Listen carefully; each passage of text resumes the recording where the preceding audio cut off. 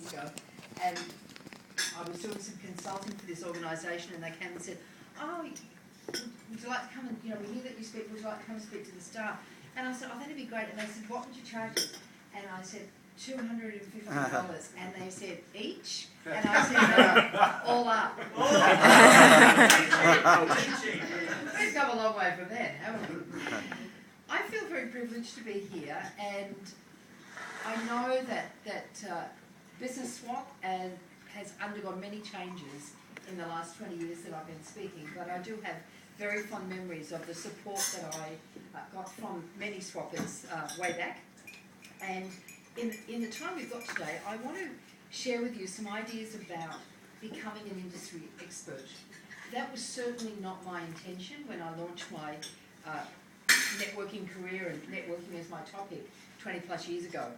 I was very naive. I actually attended a conference that Mike was at in the NSA in America, and Max Hitchin was there, and a lot of the gang, I guess, back then. And I remember Max coming up and saying, "Oh, Robyn, what have you got from the conference?" And I said, "Well, all the speakers that are on the podium, all of them have books. So I'm going to write a book, because I guess that's how you get to be the front of the room in front of this big conference with a couple of thousand people." And he said, "What's it going to be called?" And I said, "Networking Notes for the 90s. And Max, in his wonderful style, said, "Lousy title, Robyn, but work on the title." He didn't quite say lousy, but he said, "Do a bit of work on that title, but I think you're on the right track." But what I heard was lousy title. And I did end up calling it Networking for Success, so that was great. Thanks, Max. Back then, had I had a plan to be an industry expert, I'm unsure if it would have meant I fast-tracked faster or further than I have. I'm quite happy with where I've come and what I'm doing.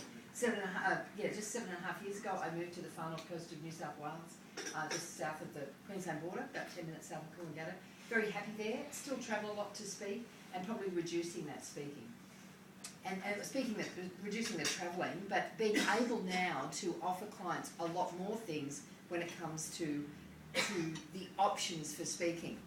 Tonight I'll be back here with the National Speakers Association attending as a guest, and I know if I was to give this presentation there, it would be pretty controversial, because I believe I've always been a bit ahead of where the market is and where it's going. But I'm very good at picking patterns, a bit of a detective when it comes to research, and I think that the whole market is shifting. So on your table, you've got a handout that looks like this. This table down the back is a little bit short, so these spare ones here,